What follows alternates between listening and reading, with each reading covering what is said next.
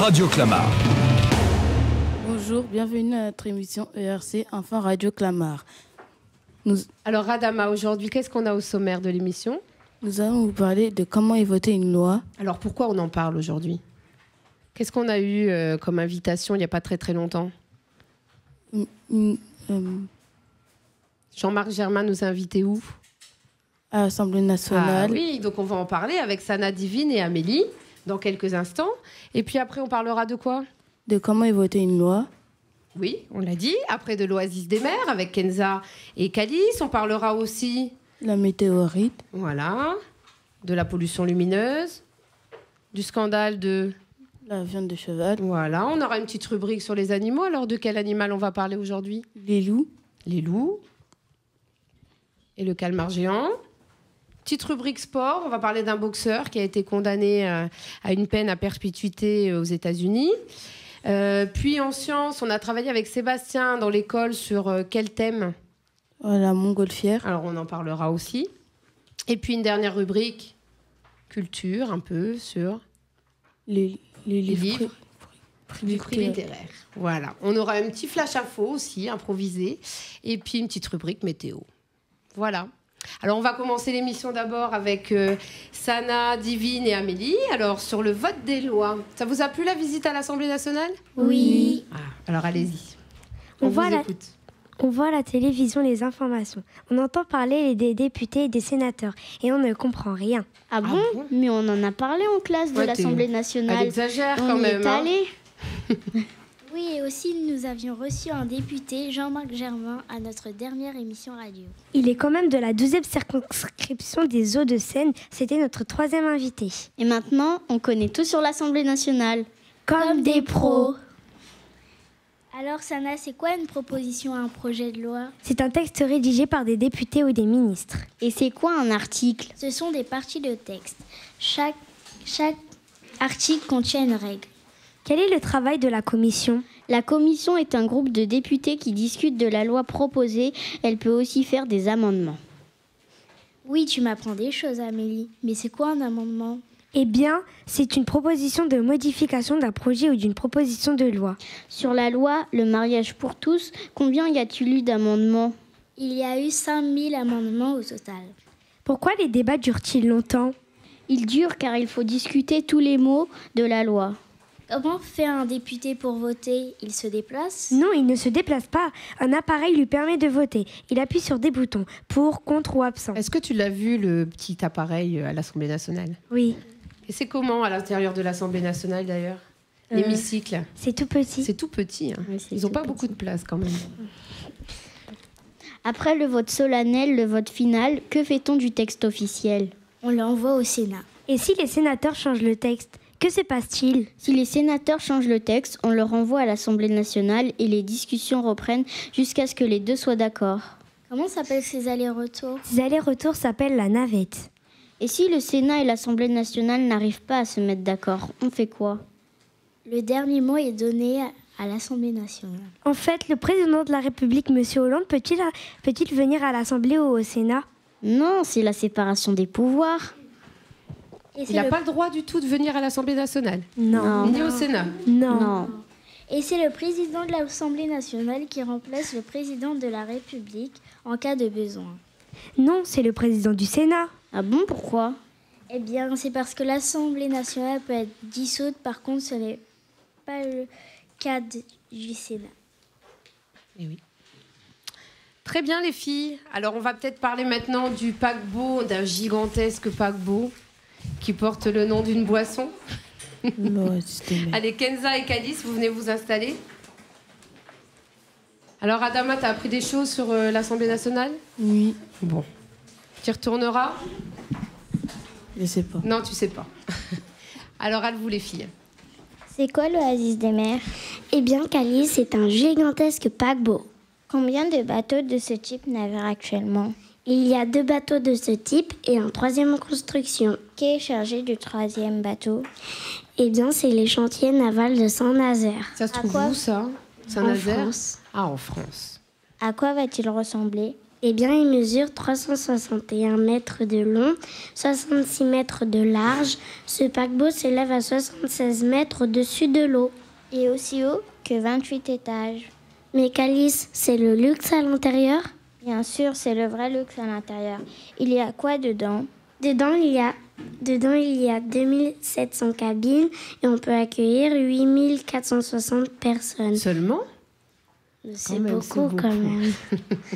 Il y a plusieurs restaurants, une piscine, des commerces, un amphithéâtre aquatique, un grand jardin, des murs d'escalade, une patinoire, un golf miniature, un terrain de basket, un simulateur de surf et une tyrolienne. Seulement? Tout ça? C'est beaucoup. Ah ouais, dis donc. C'est des vraies vacances sur ce bateau. Combien de temps faut-il pour le construire? Il faut plus de 10 millions d'heures de travail, c'est-à-dire 3 ans de travail. 3 ans de travail. Il devrait être fini en 2016. Et en quoi c'est une bonne nouvelle de construire ce paquebot? Ils sont contents car les personnes qui travaillent dans cette entreprise ont 3 ans de travail au moins. En plus, ils avaient construit le Normandie, le France ou le Queen-Marie II et ils n'avaient pas eu une si bonne commande depuis 2 ans. D'où vient le mot paquebot? C'est un nom masculin qui vient du mot anglais packet boat, qui veut dire bateau qui transporte des paquets. Quel bel accent. Merci. Alors, on passe à la rubrique planète. On y va? On est parti sur les météorites. Voilà, installez-vous les garçons.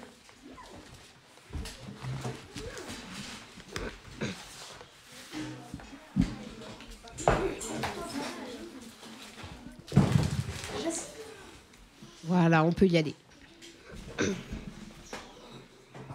Alors, une pluie de météorites. Il y a une pluie de météorites qui est tombée? Oui. Il pleut souvent des météorites? Non. Si. Non? Bah si, en France. Livio, tu sais qu'une pluie de météorites est tombée en Russie? Ah bon, je le savais pas. Et dès qu'elle est tombée, ils ont eu très peur. Ils se sont demandé c'est quoi cette énorme boule? Amine, elle est tombée où et quand cette pluie de météorites? En Tcheliabinsk, le 15 février 2013. Et c'est où ça? C'est dans le nord de la Russie. Qu'ont vu les habitants de Tcheliabinsk dans le ciel? Ils ont vu une grosse boule suivie d'une épaisse fumée. D'ailleurs, on peut voir la vidéo sur YouTube. Oui. Ah bon? Et cette pluie de météorites, elle mesure combien et elle pèse combien? Elle mesure près de 17 mètres de large et pèse près de 10 000 tonnes. C'est à peu près le poids de la tour Eiffel. Dans une usine de Tcheliabinsk, un mur s'est effondré, peut-être sous l'effet de l'onde de choc. Et c'est quoi une onde de choc? Une onde de choc, c'est une vibration très forte qui se propage à une très grande vitesse. Il y a eu des blessés? Oui, des centaines et aussi des vitres brisées. Bah oui, ils ont même été soufflés par l'onde de choc. Et pourquoi recherche-t-on les morceaux de cette météorite? On les cherche pour analyser les morceaux. Elle est où cette météorite maintenant? La météorite, une fois passée dans l'atmosphère, passe dans l'état solide à l'état vapeur. Elle s'est... Le micro aussi s'est désintégré. Les scientifiques étaient en train de chercher les morceaux de cette météorite qui sont tombés sur la Terre.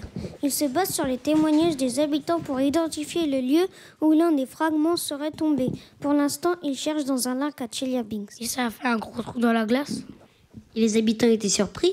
Oui, ils ont même très très peur. Il y en a souvent des météorites? Il y en a près de 100 tonnes de matière météoritique qui tombent sur Terre chaque jour. Chaque jour, 100 tonnes?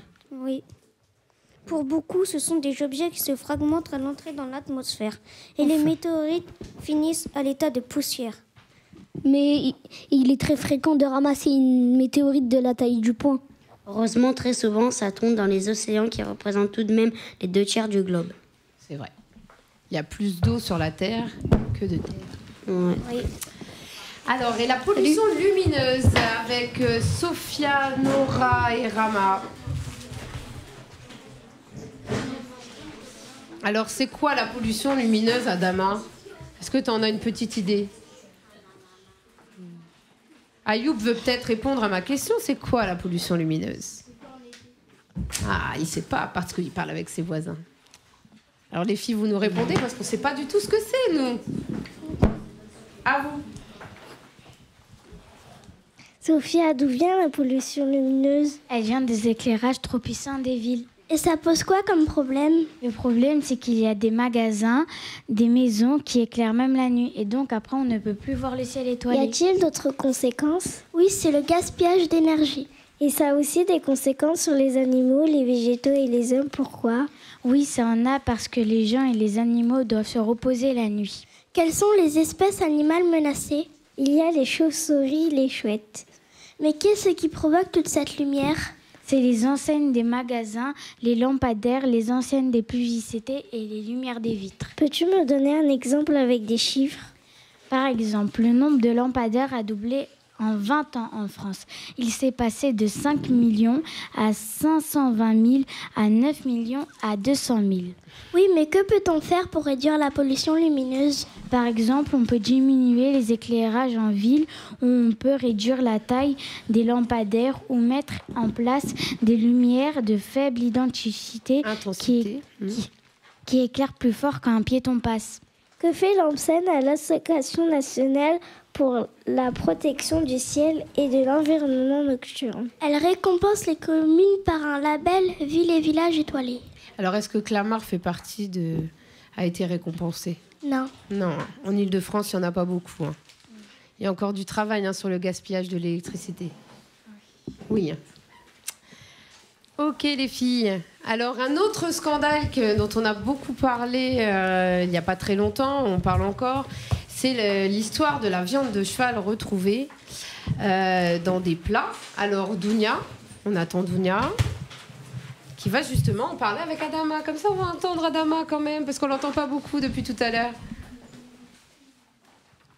Alors, les filles, allez-y.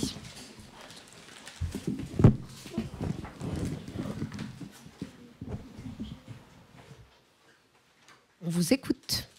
Dounia, pourquoi veux-tu me parler de la viande de cheval? Parce que les journalistes en ont beaucoup parlé à la télévision, aux informations. Et oui, les scientifiques ont fait des analyses et ont retrouvé de la viande de cheval dans les lasagnes surgelées censées être du bœuf. Mais Adama, d'où venait la viande contenue dans ces lasagnes? Eh bien, de Roumanie. Mais Dounia, qu'a-t-il dit Benoît, mon ministre délégué à la consommation? Il a dit que le parcours de cette viande est trop long. Cette affaire aurait rapporté beaucoup d'argent aux intermédiaires. Et en plus, c'est pas très écolo. Mais Adama, que penses-tu de cette histoire? Je trouve que c'est inadmissible car il y a des gens qui n'ont pas envie de manger de la viande de cheval. Et oui, en plus, les clients ont l'impression d'avoir été trahis.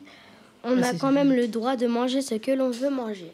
Voilà. Il y a d'autres scandales aussi dont on a parlé. À part les lasagnes surgelées, on a parlé de quoi il n'y a pas très longtemps? Des boulettes. Ouais, aussi dans des boulettes de viande. Voilà, maintenant, ils sont en train de chercher un peu partout. En plus de la viande de cheval, a aussi été trouvée dans des boulettes de viande surgelée et dans des raviolis. Voilà. Ok. Alors, une petite rubrique sur les animaux maintenant. Avec Sakina, Maëlle et Cristal, on va d'abord parler des loups, mais il me semble qu'on en a parlé la dernière fois à une des émissions en radio. On avait parlé des loups. Alors là, on va peut-être pas s'intéresser à la même, exactement au même domaine sur les loups. De quoi vous allez nous parler, Sakina, aujourd'hui? Parle bien près du micro. Des loups qui vivent en France. Ah, d'accord. Alors, les loups qui vivent en France. Il y en a beaucoup, des loups? Justement, je vais demander à Cristal combien y a-t-il de loups en France? Il y en a 250. Mais ils sont pas nombreux en France, alors? Ils sont si peu car au Moyen-Âge, on les chassait parce qu'on croyait que c'était le symbole du diable. Et il avait presque totalement disparu. Ils sont protégés maintenant. Oui, heureusement, et la loi européenne qui les protège s'appelle Habitat naturel. Et si on chasse quand même les loups? On risque des sanctions. Ce serait une bonne chose de tuer les loups qui s'attaquent aux troupeaux? Non, pas du tout, parce que du coup, l'espèce disparaîtrait de France. C'est vrai que les loups attaquent l'homme? Non, c'est faux. Ah, c'est une légende alors. Le petit chaperon rouge, c'est pas vrai? Non. D'accord. Ce serait quoi la solution pour que les loups n'attaquent plus les troupeaux? Il faudrait mieux protéger les troupeaux. Il faut qu'ils soient surveillés par un ou plusieurs bergers et des chiens de protection. Il faut aussi que la nuit, ils soient dans des parcs. Et tu as une anecdote, Maëlle, sur les loups, c'est ça? Elle l'avait déjà pour la dernière émission, mais la pauvre n'a pas pu venir parce qu'elle était malade. Alors, on va avoir le droit à notre anecdote aujourd'hui, Maëlle? Oui. Alors, vas-y, raconte-nous. c'est un petit louveteau qui a été recueilli par une adolescente et son père qui faisait des spectacles, pas avec des loups, mais avec des chiens loups. Donc des chiens tchécoslovaques, qu'on appelle ça. Donc il était assez mal en point, il a été recueilli par quelqu'un qui ne pouvait pas le garder et du coup ils n'ont pas hésité à le sauver. Maintenant il vit dans un enclos, il pèse 70 kilos et sur ses pattes il fait toute la taille de l'adolescente. Donc c'est assez impressionnant. Il ne faut jamais entrer dans l'enclos seul parce que c'est quand même un animal sauvage. C'est sûr. Vaut mieux. Ils jouent ensemble. Quand il était petit, il pouvait jouer avec le chien mais maintenant il est trop grand. Donc, dans la hiérarchie sociale de la famille, le père, c'est le chef de meute, parce qu'il faut quand même qu'il ait de l'autorité pour pas que le loup il prenne le dessus. Oui, c'est sûr. Et l'adolescente, du coup, c'est comme une sœur de meute. Voilà. D'accord. Super. Bon, voilà, on en sait un petit peu plus sur les loups. Adama, qu'est-ce que t'en penses? Tu veux un loup à la maison? Non, vraiment pas. Bon, alors, et maintenant, on a une petite rubrique sur le calmar géant. Je crois qu'on a trouvé un calmar géant quelque part dans un océan. Non, Walid, tu viens te mettre ici. Voilà.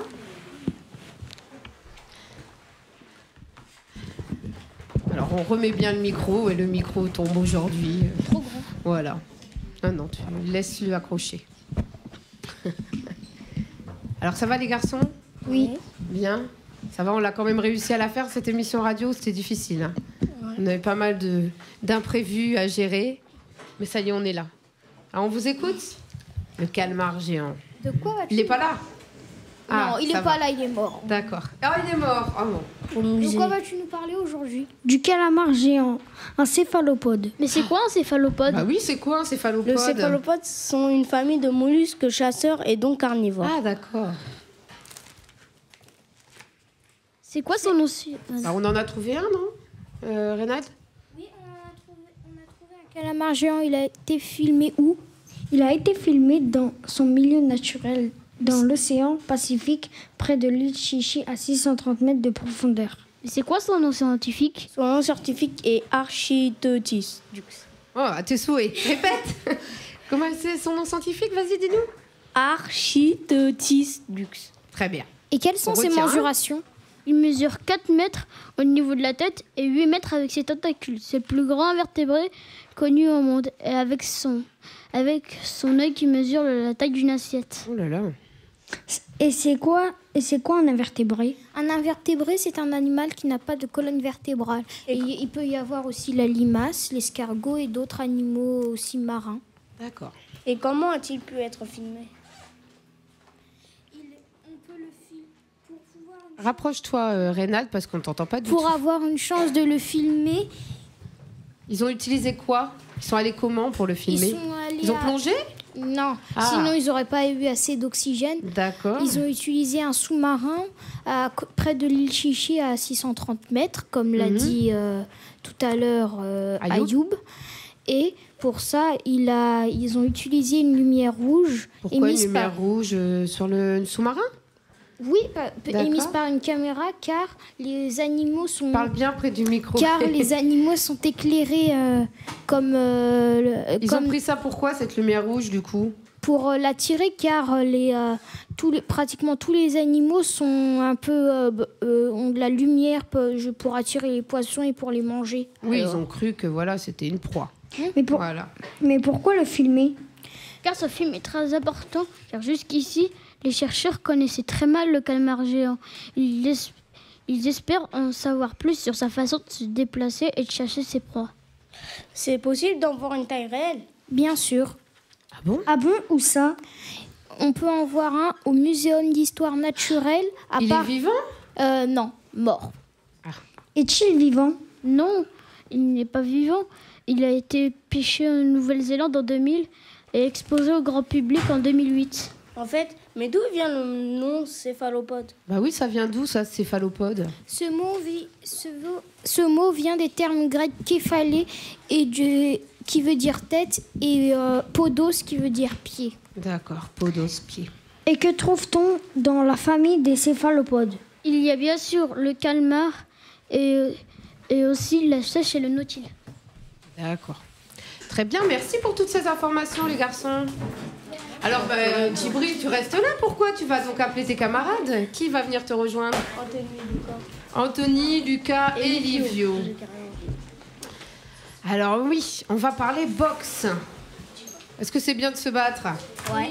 Oui, c'est bien. Enfin, bravo. Oui, des fois. On vous a rien appris à l'école, c'est pas Des possible. fois, c'est bien, mais des fois. Non, là, c'est la boxe, ça n'a rien à voir. Ah oui. C'est pas la bagarre dans la cour de récréation.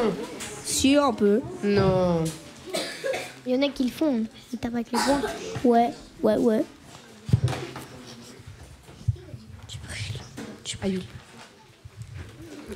On vous écoute? Qui est de Wibozela, Djibril? Justement, c'est ce que j'allais demander, Djibril. C'est qui dit Wibozela? C'est un homme, un boxeur qui a été condamné à perpétuité. Ça veut dire qu'il doit rester à vie en prison. Il a été accusé d'un meurtre qu'il n'a pas commis. Quel âge a-t-il? Il a 53 ans. Où vit-il? Il vit dans la banlieue de New York. Peux-tu me raconter son enfance? Il est né à Brooksville. Il est issu d'une famille de 10 enfants. Son père était alcoolique et très violent. Il a perdu sa mère et il est parti dans une famille d'accueil. Il a fait des bêtises. Il a commencé à boire et à fumer. Il a quitté l'école et il a commencé à vendre de la drogue. Quelques années plus tard, il va rejoindre son frère qui lui demande de reprendre l'école. Il a été accusé du meurtre de qui? Il a été accusé d'avoir tué une dame de 92 ans. Pourquoi a-t-il été jugé coupable? Parce qu'un témoin l'a vu sortir de chez elle. Quel âge avait-il quand il a été jugé coupable? Il avait 23 ans. Comment s'appelait-il quand il était en prison? On l'appelait matricule 84 80 172. En 1990, il est jugé à nouveau. Pourquoi n'est-il toujours pas relâché? Il n'a pas avoué que c'était lui, puisqu'il était innocent, donc il est condamné à 20 ans de prison. De plus, il y avait un témoin. Que fait-il en prison? Il reprend les études et passe son bac et d'autres diplômes et instruit et pratique la boxe. Avec qui se marie-t-il? Il se marie en prison avec Treva qu'il a rencontré en prison. Combien de temps est-il resté en prison? Il est resté 23 ans et demi. Et donc, il n'avait pas du tout commis ce meurtre? Comment réussit-il à sortir? Un jour, il entend parler d'une association qui fait acquitter des dizaines de condamnés grâce à un test ADN. Il leur envoie une lettre qui retient l'attention de l'association. Cette dernière met sur le coup de jeunes avocats. Il mène l'enquête et monte un dossier qui présente au juge, d'où il innocenté. Le coupable avoue enfin. A-t-il reçu de l'argent de l'État? Non, il n'a même pas reçu un centime. Donc il a passé combien d'années en prison? 23 ans et demi. Et pour rien alors? Ouais, pour rien. Voilà, pour rien. Et c'est souvent le cas en fait quand on n'a pas d'argent pour se défendre et qu'on ne trouve pas d'avocat. Non, il peut appeler un avocat. Donc c'est justement ça. Il n'a pas d'argent. Son problème. Il a eu un avocat commis d'office et donc il n'a pas été correctement défendu. Voilà. Alors maintenant, on va peut-être s'envoler un petit peu. Vous en pensez quoi? On essaie de faire un vol en montgolfière avec Arthur et Bilal. Arthur, tu peux venir ici. Alors justement, Adama, tu peux nous dire un petit peu avec qui on a travaillé sur les montgolfières cette année? Avec Sébastien. C'est un prof de sciences. Alors mes élèves de son passage, bien sûr. Voilà, je vais m'énerver même sur une émission radio, ça va être très sympathique. Voilà, donc vous apprenez dans le public à être calme et à respecter les autres. C'est une des premières choses. Donc effectivement, cette année, alors Adama, on a travaillé pendant 2 périodes avec Sébastien Thévenard, qui est dans l'école et qui fait des sciences avec les élèves. Alors effectivement, il vous a fait travailler sur la montgolfière. La montgolfière. Et on a participé d'ailleurs au Forum des sciences, et oui. Et justement, on a fait voler une montgolfière. Ça volait? Oui, ça a marché. Alors, on vous écoute, Bilal et Arthur. Avec notre professeur Sébastien, nous avons vu comment ça marche une montgolfière. On a donc fait des expériences sur l'air. On a appris que l'air chaud est plus léger que l'air froid. C'est pour ça qu'on a fait beaucoup d'expériences. Ah bon, et quoi comme expérience? Par exemple, on a pris une bouteille vide, on a mis un ballon sur le goulot, la bouteille, on l'a mise dans l'eau chaude et ça a fait gonfler le ballon. En fait, on a fait des prototypes de montgolfières. Le premier, ça n'a pas marché car il y avait trop de fuseaux et trop de colle liquide. Du coup, la montgolfière penchait. Et le deuxième prototype a très bien marché. La montgolfière est montée jusqu'à 7 mètres de hauteur. Tu confirmes, Adama, c'est vrai, elle est montée jusqu'à 7 mètres de hauteur, la montgolfière? Oui. Ah, d'accord. D'ailleurs, on a participé au Forum des sciences à Clamart et on a animé un atelier pour construire une montgolfière sur place. Et c'était trop cool. J'ai même expliqué au maire de Clamart comment Monsieur ça marchait. Kattenbach, tu lui as expliqué. Alors justement, qu'est-ce que tu lui as dit? Pourquoi ça vole une montgolfière alors? Je lui ai dit que la montgolfière vole parce que l'air chaud se dilate et l'air froid se contracte. Ouais, l'air chaud, ça monte. Et alors, et pourquoi la montgolfière redescend? Parce que l'air chaud, il commence à refroidir. Voilà, l'air chaud refroidit, donc ça redescend. On a fait des beaux vols de montgolfière. Hein. C'était très bien d'ailleurs, le Forum des sciences. Hein. Ah pardon, nous avons oublié de vous expliquer comment et par qui la première montgolfière a été créée. C'est vrai ça. D'où ça vient? Qui est-ce qui a fait ça en premier? C'est les frères montgolfiers, Joseph et Étienne, qui ont créé la première montgolfière. Ils ont essayé de faire monter une montgolfière en 1783. Ils ont mis des hommes dedans? Ben non, ils ont essayé avec un canard, un mouton et un coq. C'est mieux. Mais aussi, il y a des gens qui ont fait ça autrement. Oui, c'est les frères Charles et Robert. Ils ont remplacé l'air chaud par de l'hydrogène. Mais c'est quoi l'hydrogène? L'hydrogène, c'est du gaz très dangereux, mais aussi très léger. Mais aussi très léger parce que des millions de gens sont morts à cause des explosions dues à ce gaz. Ouais. Malheureusement, ça arrive. C'est arrivé il n'y a pas très longtemps en Égypte d'ailleurs. Tu as oublié de nous parler de Pilâtre de Rosiers et du marquis d'Arlande. Ah oui, Pilâtre de Rosiers, le marquis d'Arlande, ceux qui ont traversé Paris. Pilâtre de Rosiers a aussi essayé de traverser la Manche, mais malheureusement, il est mort en essayant. Bon, parlons des engins volants. Oui, tu as raison. Pendant des siècles, des hommes ont essayé de se construire des engins volants, mais la plupart des hommes sont morts. Ah, je te comprends mieux. Tu connais Léonard de Vinci? Bah, bien sûr. Il y a longtemps que Léonard de Vinci, le célèbre peintre et inventeur, a dessiné des machines volantes, mais elles étaient trop lourdes pour voler. Et les planeurs? Bah, les planeurs sont des avions sans moteur. Mais il faut avoir du courage quand même pour se jeter dans le vide. Ouais, c'est sûr. Et qu'est-ce qui leur a donné envie aux hommes d'apprendre à voler? Bah, parce que si ils construisent des engins... Non, mais dans la nature, qu'est-ce qui leur a donné envie d'apprendre? Grâce aux oiseaux, voilà. Parce qu'ils voyaient les oiseaux voler, eux, ils avaient envie de faire la même chose. Voilà, exactement. Eh ben, on va finir l'émission, enfin pas tout de suite quand même, d'abord avec une petite rubrique littéraire.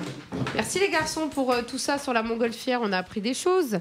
Alors on a des livres là, on a dû lire des livres, oh là là, cette année. Est-ce qu'on pourrait en parler un petit peu? Voilà, c'est des livres du prix littéraire, parce que les écoles participent au prix littéraire sur Clamart, où ils doivent lire des livres et puis après venir en débattre. D'ailleurs, c'est Amine, notre Amine, qui est partie débattre à la mairie de Clamart sur les livres du prix littéraire. Alors on a Ali Baba et les 40 voleurs, Tout le monde veut voir la mer, Le petit monde merveilleux et Perds pas la tête, mamie. Alors de quel livre on va parler en premier, Maëlle? On va parler de Perds pas la tête, mamie. Ah, c'est mon préféré. Moi aussi. Toi aussi. Bon, alors, de quoi ça parle? Pour ceux C'est qui ne connaissent l'histoire pas. d'une grand-mère qui perd un peu la tête. Donc, elle a un début d'Alzheimer. Oui. Mais malgré les explications de ses parents, Antoine, c'est son petit-fils, il veut pas y croire. Il veut pas que sa grand-mère elle aille à l'hôpital. Et du coup, il va l'emmener en montagne sans que ses parents le sachent. Voilà. Et moi, j'ai beaucoup aimé. Alors pourquoi? C'est drôle, ça parle aussi que dans notre vie de tous les jours, il y a quelqu'un, un proche, qui peut avoir Alzheimer, maladie qui touche beaucoup de personnes âgées. Oui, malheureusement, c'est vrai. Oui. Et c'est bien, ce qui est bien, c'est que dans le livre, c'est dit de façon assez amusante et pas trop triste, et ça donne quand même de l'espoir. C'est une belle relation entre ce petit garçon et sa grand-mère. Oui, surtout. C'est vrai. Voilà. Qu'est-ce que vous en pensez, Inès, Amélie et Divine? Oui, donnez-nous votre avis quand même. Moi aussi j'aime bien, je trouve que tu as bien expliqué et en même temps c'est une histoire triste avec des moments de peine mais aussi des moments un peu drôles. Comme l'a dit Divine, j'ai trouvé ce livre très drôle et ils ont fait quelques rencontres et moi j'ai adoré ce livre. Je suis impatiente de le lire. Tu l'as pas encore lu du coup, Inès? Ce soir je te le donne. Hein. Ça pour les vacances quand même. Et maintenant Divine, à quel livre vas-tu nous parler? Je vais vous parler de Tout le monde veut voir la mer. Ce petit livre-là. D'Agnès de l'Estrade. C'est l'histoire d'une petite fille, Malika, qui vit dans un quartier pauvre. Un jour, le Secours populaire offre un voyage à la mer. Mais cela n'intéressait pas Malika. Et elle va changer d'avis alors? Oui, parce que son amie, elle va lui demander de venir et du coup, elle va aller en voyage. Et pendant son séjour, elle va trouver le cheval de ses rêves. On va pas tout raconter quand même, si. Un petit bout encore, pour donner envie. Et moi, j'ai aimé parce qu'elle a réalisé son rêve et que si Sophia ne lui avait pas dit de venir, elle n'aurait pas trouvé le cheval. C'est vrai, sinon elle n'y serait pas allée. Qu'en pensez-vous, les filles? Moi, j'ai beaucoup aimé parce que je trouve que c'est très très beau ce qui se passe entre Malika et Sophia et que j'aime tout ce qui concerne l'équitation. D'accord. Moi, je trouve que tu as très bien expliqué aussi. Et j'ai beaucoup aimé l'amitié entre Malika et Sophia, un peu comme Maëlle. Et toi, Inès? C'est émouvant car cette petite fille est pauvre. Ah oui, c'est vrai. C'est une petite fille qui n'a pas beaucoup d'argent, qui vit dans une cité et elle n'a pas l'occasion d'aller voir la mer. Donc, c'est l'occasion qui lui est donnée. Ali Baba est une version plutôt différente du film. Classique Ali Baba. Hein. Je dis ça car j'ai vu le film Ali Baba et les 40 voleurs, mais je vais demander l'avis des copines. Alors, qu'en pensez-vous d'Ali Baba, les filles? Moi, j'ai bien aimé, mais j'ai quand même eu un peu peur en sachant que Kassim, il a été découpé en morceaux. Voilà, il y a quand même le frère d'Ali Baba qui s'est fait découper en morceaux. Moi, j'ai trouvé que c'était marrant car la femme a renversé de l'huile dans les vases pendant que les voleurs ils étaient dedans. J'ai beaucoup aimé car la femme dansait. Ouais, il y avait des histoires de danse aussi. Ah ok. Eh bien, à mon tour de vous dire ce que j'en ai pensé. Moi aussi, j'ai eu un peu un choc en sachant que Kassim m'avait découpé en morceaux. Mais au final, j'ai apprécié ce livre. Je vais vous dire pourquoi. Il m'a plu car c'est une histoire plutôt originale et il y avait beaucoup d'action et un peu d'amour à la fin. Bon, les filles, voulez-vous que je vous raconte un peu? Oui, pourquoi pas. Bah oui. Alors, cette histoire qui avait raconté, excuse-moi Amélie, mais qui a raconté cette histoire? C'est parti des histoires, des contes des 1001 nuits. C'est Scheherazade qui a raconté une histoire tous les soirs à son mari pour pas... qu'il la tue. Ah oui. Voilà. Alors vas-y, raconte-nous un petit peu l'histoire d'Ali Baba. Alors, cette histoire parle d'une caverne remplie d'or par des voleurs. Ces voleurs ont essayé de s'introduire dans la maison d'Ali Baba pour le tuer. Mais parce qu'il avait découvert la caverne, Morgiane, sa servante qui n'est pas bête, va sauver Ali Baba. Entre-temps, le frère d'Ali Baba, Kassim, s'est fait décapiter en s'introduisant dans la caverne. Mais maintenant, Inès va nous parler du Petit Monde Merveilleux. Le Petit Monde Merveilleux parle d'un petit garçon nommé Kekeli. Ça se passe où, ce livre, cette histoire? Au Mali. Au Mali. Et ça se trouve où, le Mali? En Afrique. En Afrique, car c'est une petite histoire assez sympathique aussi. Il vit en Afrique au Mali. Il habite dans une maison sur pilotis à côté d'un lac. Il y a deux choses dans ce livre. D'abord, le petit garçon qui tombe amoureux d'une jeune fille de son âge et ensuite, ça parle d'un lac qui est pollué. Pourquoi il est pollué? Il est pollué car les gens du village jettent des déchets dans ce lac. Du coup, sa sœur attrape une maladie, le choléra. J'ai trouvé qu'il était un peu triste, ce livre. Ce livre est intéressant car ça parle de la pollution, ça permet de comprendre qu'il ne faut pas jeter des déchets déchets n'importe où et qu'il faut respecter la nature. Et oui, si on ne respecte pas la nature, là, comme ce peuple justement qui a jeté des déchets dans le lac, eh ben, la nature s'abîme et voilà. Et nous là, aussi, ils ont on été va obligés de déménager. Ça vous a plu aussi ce livre, Le Petit Monde Merveilleux? Oui. Il a gagné le prix du jury et celui-là a gagné le prix des lecteurs. Voilà. Donc on vous conseille, tous ceux qui ne sont pas en CM1 dans l'école Sangor et qui n'ont pas lu ces livres, de les lire justement. Alors on va faire un petit flash météo et un petit flash aussi sur l'actualité. Qu'est-ce qui s'est passé depuis ces jours-ci? Maëlle, tu restes avec nous parce que tu as des petites choses à nous dire.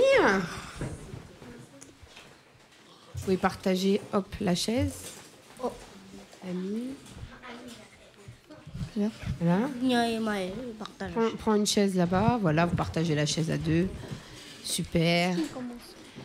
Alors, il s'en passe des choses. Alors déjà, on va parler météo un petit peu plus... un sujet un peu léger. Alors, qu'est-ce qui nous attend ce soir? C'est les vacances quand même. On est les derniers à être en vacances. Donc ça y est, on est en vacances pour 15 jours. Alors, comment on va devoir s'habiller ces jours-ci, Arthur? En short. Lucas? Tu écoutes Arthur pour voir comment tu dois t'habiller demain? Vas-y Arthur, dis-nous un petit peu cette météo. Qu'est-ce qui nous attend? Là, je vais vous dire une mauvaise nouvelle parce que comme de par hasard, pendant les vacances, la température, elle va baisser. Comme par hasard, eh oui. La température va baisser, on va avoir froid alors. Oh non. Changement de température? Oui. On perd vraiment beaucoup de degrés là? Oui, on perd au moins 10 degrés. Au moins 10 degrés, d'accord. Bon, on va prendre notre mal en patience et attendre les beaux jours quand même. Et il faudra mettre un sweat et un gros pull. D'accord, ok Arthur, merci. On va essayer de se protéger du froid. Alors sinon, qu'est-ce qui s'est passé dans l'actualité ces jours-ci? On va demander d'abord à Amine. Il y a le chômage, il a été dépassé. Il y a beaucoup de chômage en ce moment. Combien de chômeurs? Je sais pas. Plus de 3 millions, c'est une hausse là, pour le chômage en ce moment. C'est pas terrible. Ensuite, quoi d'autre, Sana? Sana ne veut pas nous donner son actualité. Si. En fait, il y a eu à Marseille, hier, à Marseille, en Rhône-Alpes, à Istres, il y a eu un monsieur qui a tué 3 personnes à Marseille. À Istres, oui. Oui. Et il y en a soir, on a appris ça hier aux informations. Et il y en a un qui est blessé. Il était blessé. Ouais. Et en fait, c'est un jeune homme de 23 ans, je crois, ou 19 ans. Oui, 19 ans. 19. Qui a tué, comme ça, 3 personnes. Pour rien. Maëlle? En fait, il y a 2 entreprises qui ont eu des amendes parce que entre un homme et une dame, ils avaient le même poste et il y avait, je crois, 50 ou 100 euros de différence entre leurs salaires, donc c'était inadmissible. Quand même 500 euros donc ils ont eu. Donc une entreprise a eu va avoir pendant plusieurs mois, va devoir payer des amendes et l'autre aura 8500 euros d'amende. D'accord. Parce que pour le même poste, les hommes ont été mieux payés que les femmes. Exactement. Il y a encore du travail sur l'égalité homme-femme à faire. Dounia? Il y a le président de la République France. Oui, monsieur Hollande, il est où en ce moment? Il est en Chine. Qui fait du bruit avec les pieds là? Parce que du coup, nous, on n'entend plus rien. Nora? On peut écouter Dounia? Vas-y, Dounia. Donc, alors, où était François Hollande hier? François Hollande était en Chine pour rencontrer le président de la Chine pour faire des trucs pour un contrat de Samsung. Récupérer des choses. De Samsung. Récupérer des choses de Samsung. Des téléphones. Pour essayer de récupérer, de décrocher quelques contrats pour faire travailler un peu certaines entreprises françaises. Et Djibril, alors une autre mauvaise nouvelle aussi. Dans les informations, c'est pas toujours... En fait, il y a la mafia, ils ont tué un maire, je crois, en Corse. En Corse. Un monsieur, un notable, qui a été tué... il y a Ça pas fait longtemps. combien d'assassinats en 2013 en Corse? 10. Il y en a eu 10 en tout. Voilà, donc ce petit flash info de dernière minute. Alors on va finir en chanson quand même et en slam. Donc on va d'abord écouter le petit groupe qui va nous réciter un petit morceau du texte de Souleymane Diamanka qu'on espère voir après les vacances, qui se fait attendre. Alors il écrit des très beaux textes, donc ça vaut quand même le coup de les écouter. Sans bruit. Alors il me manque Bilal et Walid qui vont partager le micro. Amine. Oui. Donc Walid, on t'attend. On vous écoute. Amine, tu restes là, ce n'est pas grave. Voilà. Alors effectivement, il a écrit une chanson qui s'appelle « Si quelqu'un te parle avec des flammes, réponds-lui avec de l'eau », qui est une très très belle chanson, très beau texte, où en fait il explique que dans la vie, dans les conflits, il vaut mieux essayer de se parler tranquillement que de rajouter de l'huile sur le feu. Alors on va vous écouter. Si quelqu'un te parle avec des flammes, réponds-le avec de l'eau. Sache que le seul combat qui se gagne, c'est le duel qui devient un duo. Je sais que les braves savent se battre et lutter pour leurs droits jusqu'à l'aube. Mais dis-leur que la paix guérit, la guerre périt. Quand la plus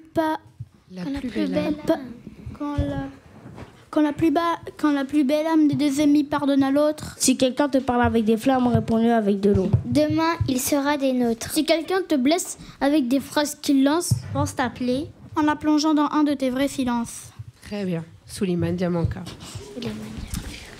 Ah, il écrit de très très jolies choses. Donc maintenant, on va passer à la rubrique slam. Alors le slam en chanson, si Greg veut bien nous mettre un tout petit fond de musique. Vous partagez le micro à 3 en mettant plusieurs sur la chaise. Voilà. Anthony prend sa place. Renald. On va faire avec musique.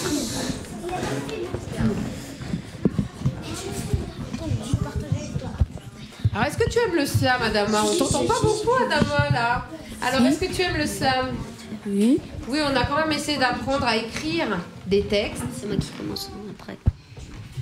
À les dire aussi, et ça, c'est le plus difficile. Donc, est-ce que ceux qui veulent le faire en musique déjà sont prêts? Oui. Ça va, vous n'avez pas besoin d'un petit échauffement de la voix, ça va aller? Non, merci. Ça y est, c'est bon.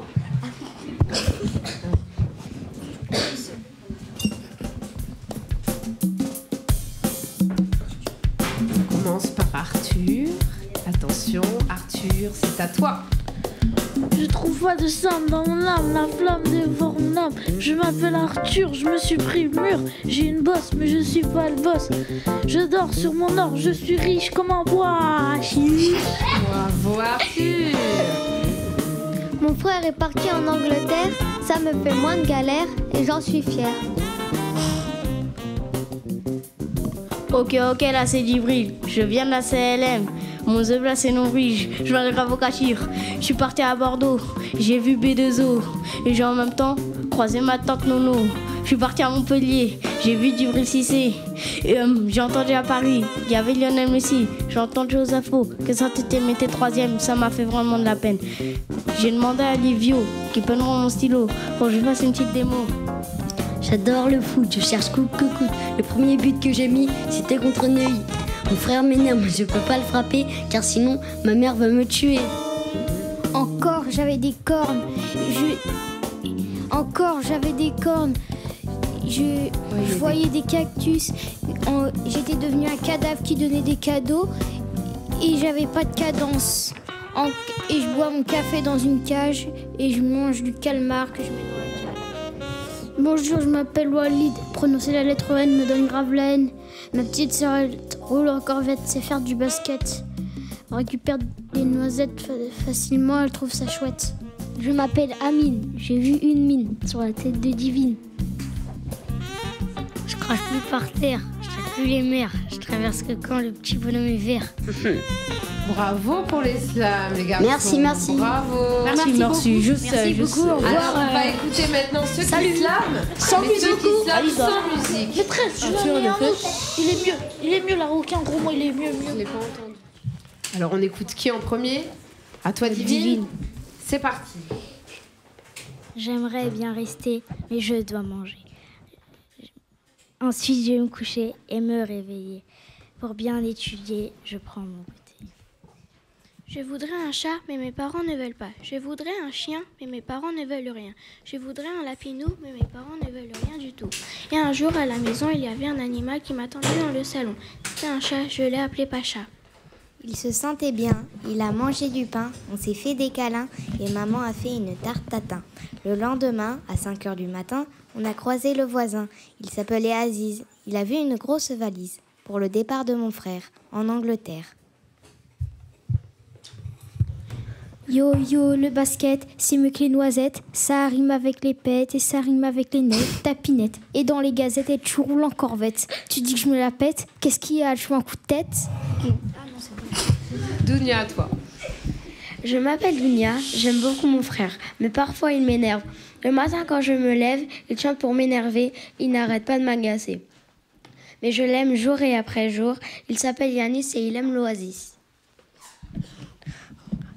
Aujourd'hui, j'ai bien aimé notre visite à l'Assemblée, mais j'ai trop marché.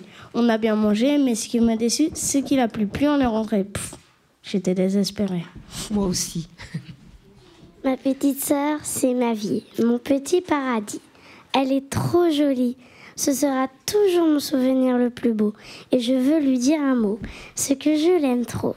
Elle s'appelle Islam et vraiment je l'aime. Elle a eu 1 an, c'était émouvant. J'ai vu Usain Bolt sur la piste du football. Il a dit allez Paris, moi je lui ai dit je veux pas de riz. D'accord. Petite improvisation finale d'Arthur. Alors, on va finir donc cette 4e émission. On se retrouvera après les vacances, peut-être avec Souleymane Diamanka ou pas. Et en tout cas, bravo et à bientôt. À bientôt. Salut les gars.